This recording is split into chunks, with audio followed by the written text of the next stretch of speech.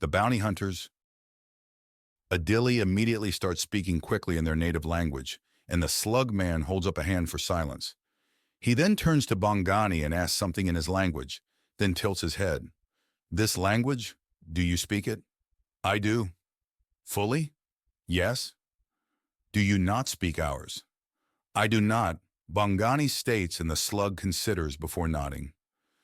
We will all speak, in the way that is proper between users of axiom, or the laka as is more commonly said, the slug man says. Adili begins speaking again, and he claps his hands to create an echoing boom that slams through the room. We axiom users, we too dangerous, we talk or all breaks. So talk, same language, like people, not like terrors. Even though he is bringing terror to your people even now, Adili demands, gesturing to him, and the slug man considers. I am only here because you brought me here, Bongani says, pointing at her. I have orders to take you, and you used axiom to bring me here. I have no interest in bringing any harm to any of these people. Only you. The slug man holds up his hands to call a halt to the conversation. Names. Names have power, so I will not ask for proper names. I am the 18th heir. What are you?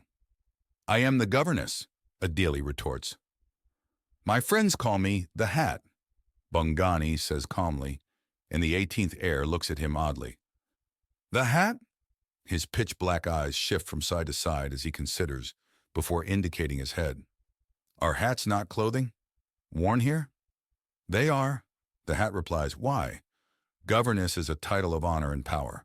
My position of heir is one as well.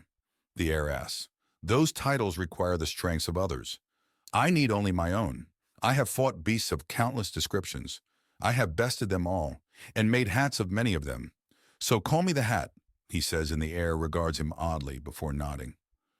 The Hat, then, the heir says. He is a liar and a killer. Look at the fear he brings to your people. He is Halmara, with all the danger that implies. Look at him, Adili retorts, and the slug people start getting agitated. You know me. I have given you weapons. I have given you knowledge. I have committed many crimes and have run here, bringing me with you. I do not know what Halmara is, but I am here because of you, for you and nothing else. I know not these people. I have no hatred or wrath for them. Only you. The Hat says, pointing at her again. As far as he sees it, this entire thing is in his favor so long as he keeps the topic on him being there for her. Hold out your hand, the cut one.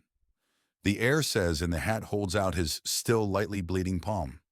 The heir grabs it and examines that there is in fact blood within the hat. Wet within, warm. Not burning, not Halmara. What is Halmara? The Hat asks.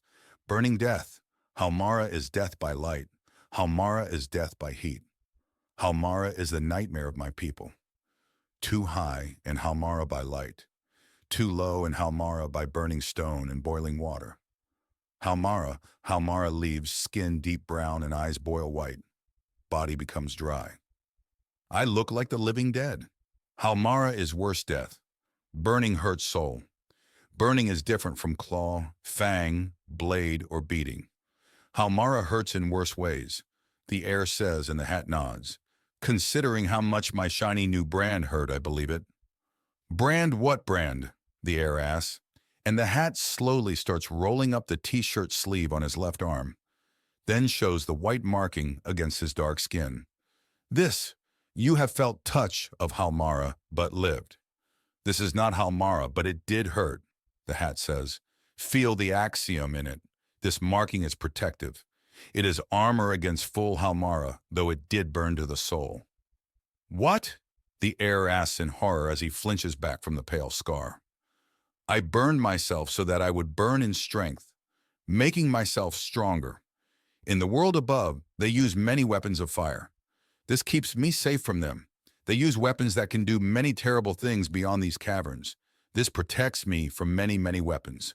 The Hat explains, and the heir slowly reaches out and then begins tracing the undaunted symbol. You actually had an axiom brand applied? Adili demands in shock. Are you insane? No, I am undaunted. The pain was just another challenge to meet and best, the Hat says. Now, back to the main point. I am here because the governess has broken many laws, and I have been sent to bring her to those who administer those laws. She ran using Axiom, and now we are here, with your people terrified. Again he lies. He lies, and he lies, and he lies. Did I not warn you? Did I not tell you before that many in the world above lie for their own amusement and more? Now you see why I have been so careful, slowly bringing the strength of steel and the knowledge of how Mara blasted places to you. There is still wetness within this one, but look, there is no true armor upon him. When his water runs dry, he will be as a monster, and already he plots to unleash his madness among you, Adili announces. Oh, pull the other one, you raging bitch. It's over. Even if I gotta thread the needle to get you spitting lead, you're not getting out of this, Sally swears as she points towards Adili, and there's a hissing sound from the air. Who are you, and why have you not chosen to enter debate, only to speak now? He hisses out with his native tongue, tinging his tone and making the words sound strangled and full of phlegm.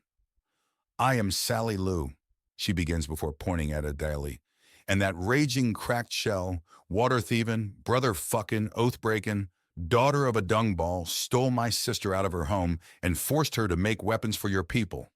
I want my sister back. I want my revenge for what she's not only done to me, but to others as well. And most of all, I want to go back where the sun is shining, and I don't feel like I'm damn near drowning with every breath I take. Some of those words are not known to me, the air says, and Sally takes a deep breath. The governess has personally hurt me in terrible ways. She has hurt others in terrible ways. I do not want her to run away from the consequences. Y'all know that word, right? She cuts herself off, and the air nods. Good. I do not want her to run away from the consequences of her actions.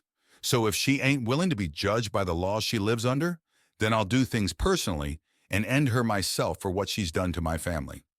See, I told you of this too. The upper world is full of them. Liars and maniacs. Sun crazy. It's why I built my home to protect me. She is becoming Halmara too, Adili announces to the crowds to stir them up further before her eyes flicker with an idea. Her shell has even fused into one piece. Her wings are burnt away as her water grows scarce. What the? I never had wings. A likely story. If they tell you water's wet, they're lying. Everything they say is to twist the thoughts of others. They may not be dry and brittle yet, but they are both Halmara. They bring death, both of them, Adili proclaims. They have weapons of fire and doom. I've tried to bring you the tame shape of... What? The Hat is holding out his plasma pistol to the air handle first. This is what's called a plasma pistol. It's a very common weapon beyond this world. It shoots fire so hot that it is like taking the source of the light you fear and launching it at your enemies.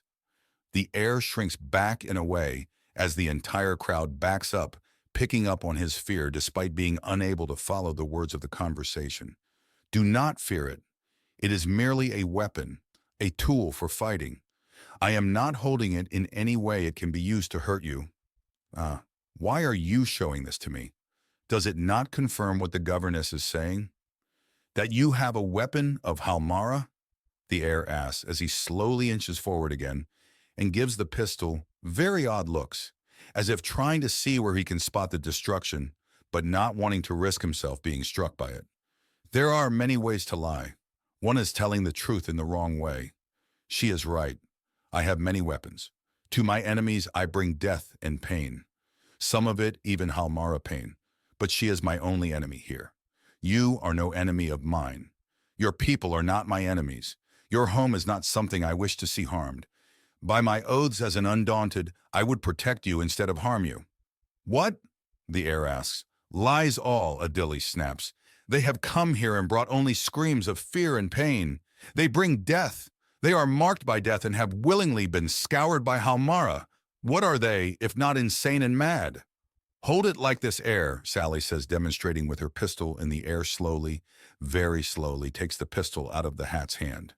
The Hat kneels down. My marking has made me immune to its power. I will prove it. Use it on me. See and wield the Halmara you so fear and learn how to master it. The Hat says as he's now eye level with the badly aimed, but point-blank plasma pistol. You see the little arm within the circle? That is the trigger. When you pull that, this pistol will shoot fire into my face. Why are you doing this? The heir asks as Sally takes a big step away from the hat. In the end, our words mean nothing, the hat says. You will have to decide who you trust more, and a stranger that looks like death come to life will never compare to someone who has time to build trust. So I give you a weapon. I give you something you fear, so you may understand that what you fear may be overcome. If you point that weapon at anyone but me, it could kill them in terrible ways. Only I am immune to it. So pull the trigger, wield the strength of Halmara, and learn, grow stronger than it. Adelia is just gaping at this point. Of all the things she expected, the big guy just handing the heir a pistol and requesting to be shot in the face was not one of them. I do not know what to think of this, the heir admits. The hat's hand snaps out and covers the barrel of the weapon. Do not point it at anything but me. The hat reminds him in the stillness that follows. Is it so dangerous? A creature was used to attack me. It had large digging claws and a nose with many pieces that wriggled. This weapon killed it in a single blow to the head. And now you ask me to use it on you? The heir demands in shock. I am protected, the hat says. I have used fire to place a marking on me that keeps me safe. You do not need to fear Halmara. It can be conquered. This is one way how. Then before the heir can protest, the hat gently takes the weapon and guides the heir's hands to holding it to the hat's face. He then presses down on the heir's fingers to make him pull the trigger. The cavern flinches backwards, and there are screams of Halmara as the plume of bright blue flame engulfs the hat's head and illuminates the entire cavern. He then lets go of the heir, and the man flinches back and away, letting go of the trigger and ending the plasma stream. Smoke from small traces of dust coil up and away from the hat's head. But he is completely unhurt. Hell, his Axiom brand hasn't even twinged. Do you see? What you fear can be conquered, the hat says in the echoing silence as everyone stares at him. The heir holds the pistol towards him with shaking hands that the hat calmly takes and silently returns it to its armpit sling. Everyone but two people, one of which swears loudly at the absence of the other and draws the attention to her. The bitch has run! She's somewhere else! Sally calls out, pointing to where Adelia had been standing, and there is a sharp intake from the heir, followed by another and then another. The man seems to outright inflate with fury before there's an almost farting noise as he lets it go. He then barks out numerous commands, and there is a few pauses in the different colored groups of slug women before they all seem to turn at once and move. He then pulls at the air, and from a distance he is helped in opening the portal to the glowing white ones. He speaks quickly, clearly and openly surprises the others. He then turns to the hat and Sally. I know not the truth, but I know I do not know. I also know she does not know my home as I do. We will find her. We will have answers. The 18th heir swears, and we will help. The hat answers, and there is an odd look from the heir, but he nods.